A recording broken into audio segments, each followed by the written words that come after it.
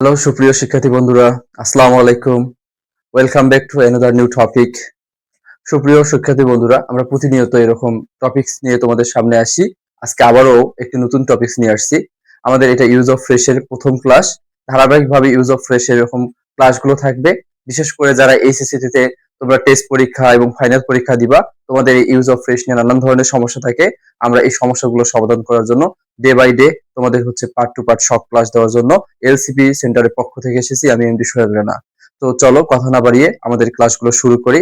সুপ্রিয় শিক্ষার্থী বন্ধুরা, আজকের ক্লাসের মধ্যে যেটা থাকতেছে, সাবজেক্টের পর আমরা বলতেছি যে এখানে আমাদের হ্যাভ টু আর একটা হচ্ছে has to. Have oblique has দিয়ে কি দেওয়া আছে, টু দেওয়া আছে।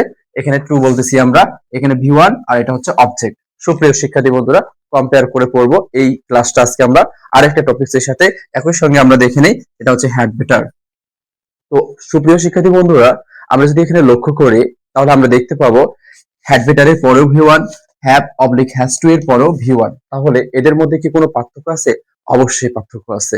পার্থক্যটা কি হতে পারে? যেমন আজকে আমি মনে করো যে খুব রোগাক্রান্ত বা অনেক বড় একটা রোগে আক্রান্ত হয়েছি। এই মুহূর্তে যদি আমি ডক্টরের কাছে না যাই বা ডক্টরকে না দেখাই, আমার বড় একটা বিপদ হয়ে যাবে। এটা আমার জন্য বাধ্যতামূলক। এই ক্ষেত্রে আমি হ্যাভ টু হ্যাজ টু ব্যবহার করব। আর সাপোজ মনে করো সামান্য একটু আমি আক্রান্ত রোগে হয়েছি, যেটা কোনো বিষয় না, 2 একদিনের মধ্যে সেরে যেতে পারে, ডক্টরের কাছে না গেলেও হবে, বরং যাওয়াটা ভালো, এরকম অর্থে আমি ব্যবহার করব হ্যাড বেটার। সুপ্রিয় শিক্ষার্থী বন্ধুরা, চলো আমরা আরো ভালো করে দেখি। এখানে বলা হচ্ছে have oblique has plus to plus V one. আগে ক্লিয়ার করতে চাই, হ্যাজটা ব্যবহৃত হয় কখন, হ্যাভ ব্যবহৃত হয় কখন। মানে আমরা দেখতেছি ভি ওয়ান আছে, তার পূর্বে ড্যাশ আছে, তার পূর্বে সাবজেক্ট আছে। সাবজেক্টটা যদি হি, সি অথবা ইট অথবা যে কোনো নাম হয়, তাহলে আমরা এই বাধ্যতামূলক কাজটা করার জন্য হ্যাজ নিব। আর যদি আমরা দেখি যে আসলে আমাদের সাবজেক্ট হিসেবে আই আছে, উই আছে, ইউ আছে, দে আছে, তাহলে আমরা কাকে চুজ করব? আমরা হ্যাভ কে চুজ করব। সুপ্রিয় শিক্ষার্থী বন্ধুরা, এই have oblique has plus to plus V one বাধ্যতামূলক কোনো কাজ করতে ব্যবহার করা হয়। আমরা যদি লক্ষ্য করি, বলা হচ্ছে she has to attend the final class. She has to attend the final class. তাহলে তাকে, এখানে শি শব্দটা আরেকটা বিষয়। আমাদের অনেক স্টুডেন্ট বলে যে স্যার মিনিংটা কিভাবে করব। মিনিংটা করার ক্ষেত্রে সাধারণত যে সাবজেক্ট গুলো এগুলো পূর্বে বসে, তাদের পসেসিভের মতো অর্থ দেয়। তাহলে এখানে শি এর পসেসিভ কি? হার। হারের বাংলা কি? তার। তাহলে এখানে শি এর অর্থটা কি হবে? তার। আমরা যদি এখানে উই বসাইতাম, উই এর পসেসিভ কি? আওয়ার। আওয়ারের বাংলা কি? আমাদের। তাহলে এখানে উই যদি বসাতাম, উই এর বাংলা হয়ে যেত আমাদের। সুপ্রিয় শিক্ষার্থী বন্ধুরা, তাহলে শি মানে কি হবে? তার। তাহলে শি হ্যাজ টু অ্যাটেন্ড, তাকে উপস্থিত হতেই হবে দা ফাইনাল ক্লাস, মানে শেষ ক্লাসে তাকে উপস্থিত হতেই হবে। বাধ্যতামূলক বোঝাচ্ছে। এরকম বাধ্যতামূলক যখন বোঝাবে কোনো কিছু, একটু আরেকটু যদি কেয়ার করে ভালো করে বোঝাই তোমাদেরকে, তাহলে এরকম হবে। সাপোজ আমরা, আমাদের সামনে একটা কাঁঠার বাগান আছে। তো এই কাঁঠার বাগানে এমন একটা উপস্থিত হয়েছি, পিছনে একটা বাঘ তাড়া করতেছে। মানে আমি কাঁঠার বাগানে পা দিতে যাচ্ছি, তো পা দিলেই কিন্তু কাঁটা ফুঁড়ে আমার পায়ের অবস্থা খারাপ হয়ে যাবে। তার মানে আমার এখানে জুতাটা পরাটা বাধ্যতামূলক।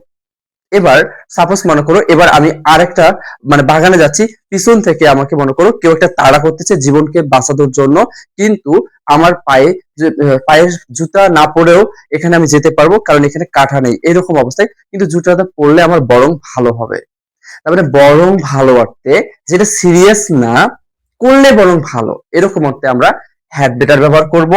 আর যেটা সিরিয়াস, না করলে খুবই গুরুতর সমস্যা হচ্ছে, লাইভে একটা কি রিস্ক আসতেছে, এরকম ক্ষেত্রে আমরা হ্যাভ টু আর হ্যাজ টু ব্যবহার করব। আর এগুলোর পর মাস্ট বি আমাদেরকে ভি ওয়ান ব্যবহার করতে হচ্ছে। তাহলে দেখো সুপ্রিয় শিক্ষার্থী বন্ধুরা, হ্যাড বেটার আর হ্যাভ টু হ্যাজ টু এর মধ্যে পার্থক্য হচ্ছে একটাই, এটা সিরিয়াস, গুরুতর বিষয়। এটা সিরিয়াস না, করলে বরং ভালো অর্থে ব্যবহার করতেছি। তাহলে আমরা বলতেছি she has to attend the final class, তাকে শেষ ক্লাসে উপস্থিত হতেই হবে। আবার এখানে বলতেছি যে দেখো হ্যাড বেটারে কি? বরং ভালো। এটার পরও ভি ওয়ান বসে, এটার পরও ভি ওয়ান বসে। She had better buy a red pen for drawing a star. একটা স্টার আরিস করার জন্য তাকে লাল কলম কিনতে হবে। আচ্ছা, স্টার না আরিস করলে তার কি কোনো সমস্যা হবে? না, হবে না। এটা তার শখে বশত সে একটা স্টার আরিস করার জন্য একটা লাল কলম কিনতেছে, কেনাই বরং তার ভালো। তাহলে আমরা বলতে পারি she had better buy a red pen for drawing a star. তাহলে একটা স্টার হচ্ছে তার কি করার জন্য?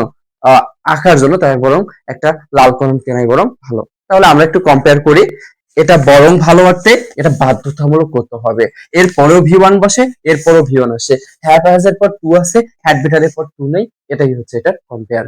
সুপ্রিয় শিক্ষার্থী বন্ধুরা, এমন ক্লাস যদি তোমরা প্রতিনিয়ত চাও, যদি তোমাদের উপকৃত হও যে এই ক্লাসগুলোর কারণে তোমরা পারতেছো, তাহলে অবশ্যই একটা কমেন্ট করবা এবং শেয়ার করে অন্যদেরকে ক্লাসটা উপভোগ করার সুযোগ করে দিবা। আজকে এ পর্যন্তই, দেখা হবে ইনশাআল্লাহ আগামী ক্লাসে। আল্লাহ হাফেজ।